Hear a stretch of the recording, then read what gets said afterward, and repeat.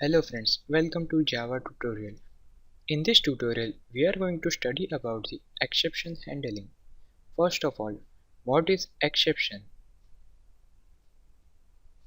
Exceptions are the objects that defines the abnormal conditions that interrupts the normal flow of the program.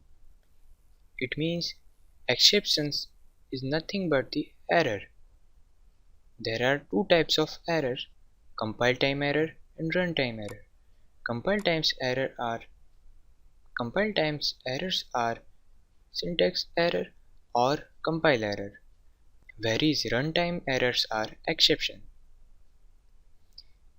Class exception is subclass of base superclass throwable. There are two types of exception, checked exception and unchecked exception.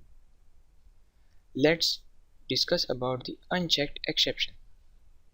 Unchecked exception must be extends runtime exception class or arithmetic exception class or null pointer exception class. Unchecked exception can be occurred anywhere in the program, but not compulsorily. Unchecked exception is an exception which extends the runtime exception. Now, let's discuss about the checked exception. Checked exception is exception which doesn't extend runtime exception. This exception avoids the compile time error. As an example, IO exception is a checked exception. Now, let's look at the exception handling. Now, let's take a look to how to handle exception. It is a mechanism for handling exception by detecting and responding to exceptions in uniform and reliable manner.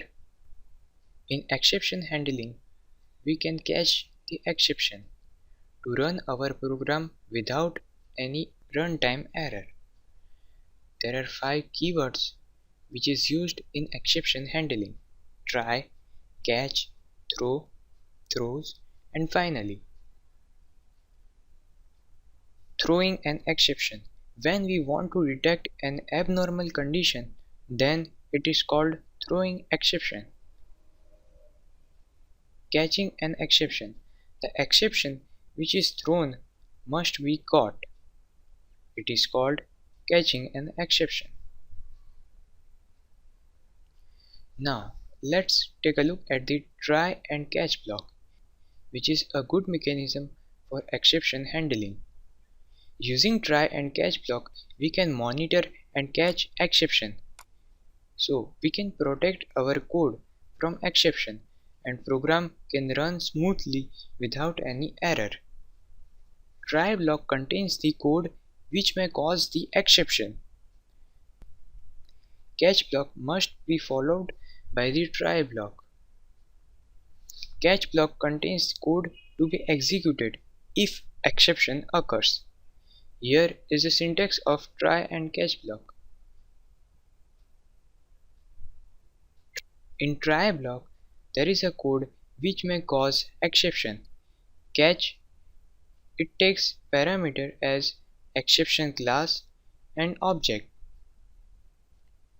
In its body, there is a feedback code if any exception occurs. To clarify your idea about the try and catch block, let's take a look at the example. This is the example of try and catch block. Here in example, I, j and k are the integer variables. This is the try block.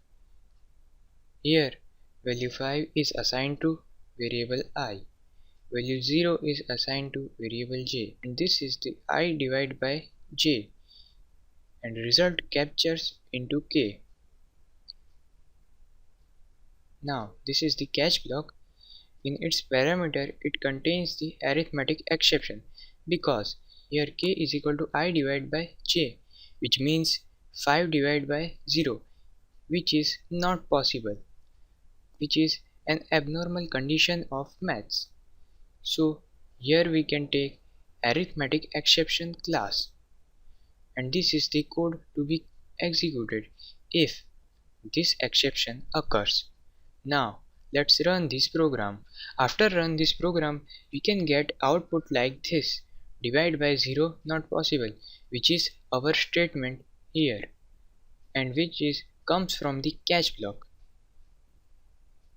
It means here in try block exception occurs, so the program skips the try block and display the catch block. I think now you have clear idea about the try and catch block.